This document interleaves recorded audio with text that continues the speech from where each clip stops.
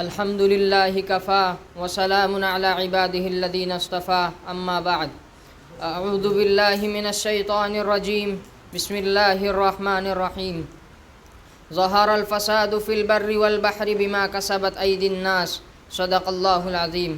صدر مجلس، معزز اہل میزان اور شریکان محفل، السلام علیکم ورحمۃ اللہ وبرکاتہ۔ خون دل سے ہے رقم تخلیق کا ہر ایک لفظ، خون دل سے ہے رقم تخلیق کا ہر ایک لفظ، مستی تحریر پر زندہ دلوں کا قرض ہے۔ معزز حاضرین، شجر سایہ دار سے گرنے والا ہر ایک زرد پتا پتجھڑ کی آمد کی اطلاع دیتا ہے۔ بکھری ہوئی ہر ایک موج طوفان کی پیش قدمی کا اعلان کرتی ہے۔ ہوا کے ایک غضبناک جھونکے پر آندھیوں کی یلغار رقم کر دی جاتی ہے۔ بعینہ حالات حاضرہ کے تناظر میں بہی خواہان ملت نے مسلمان قوم کو یہ نصیحت کی ہے کہ خدا کے قہر کو دعوت نہ دے، تو ہے اگر دانا، اور یہی مصرع میرا موضوع سخن ہے۔ شریکان محفل، رب العالمین نے کارزار حیات کے لیے ایک منضبط لائحہ عمل مرتب کیا، اور پیغمبر اسلام صلی اللہ علیہ وسلم نے شاہراہ زیست کے ہر موڑ پر بہترین رہبری کے قمقمے منور کر دیے۔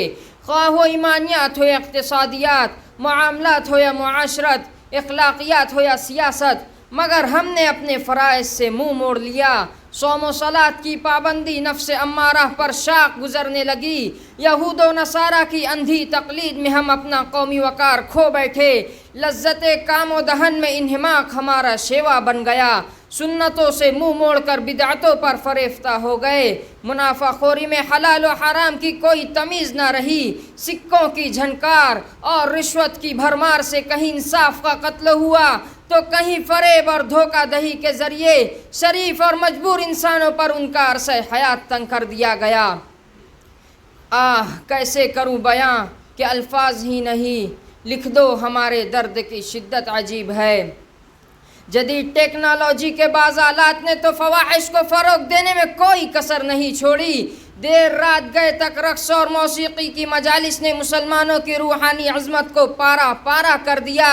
بے حجابانہ اور حیا سوز مناظر میں غرق عیسیان نے دامن عفت کو تار تار کر دیا، اور افسوس کہ کتنے ہی شریعت محمدی کے علم بردار اور شعائر اسلام کے تاجدار بھی اس کے غبار سے محفوظ نہ رہے۔ وائے ناکامی متاع کارواں جاتا رہا، کارواں کے دل سے احساس زیاں جاتا رہا۔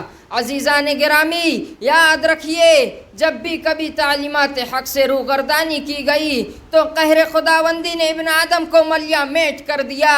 تاریخ کے اوراق پارینہ شاہد ہے ان صداقتوں کے کہ قوم نوح کی نافرمانی پر عذاب باد و باراں آیا، قوم ہود کی نادانی پر شدید طوفانی ہواؤں کا عذاب مسلط کر دیا گیا، قوم صالح کی سرکشی جان لیوا چنگھاڑ کا موجب بنی، قوم لوط کی بدفعلی نے زمین کو پلٹا دیا، قوم شعیب کی بدعمالی آگ کی برسات کا سبب بن گئی۔ اس لیے اے میرے ہم نشینوں، اس سے پہلے کہ ظالم حکمراں ہم پر مزید مسلط کیے جائیں، اس سے پہلے کہ سخت قوانین ہم پر نافذ کیے جائیں، آئیے اپنے پروردگار عالم کو منا لے جس نے ہمیں یہ تسلی دی ہے۔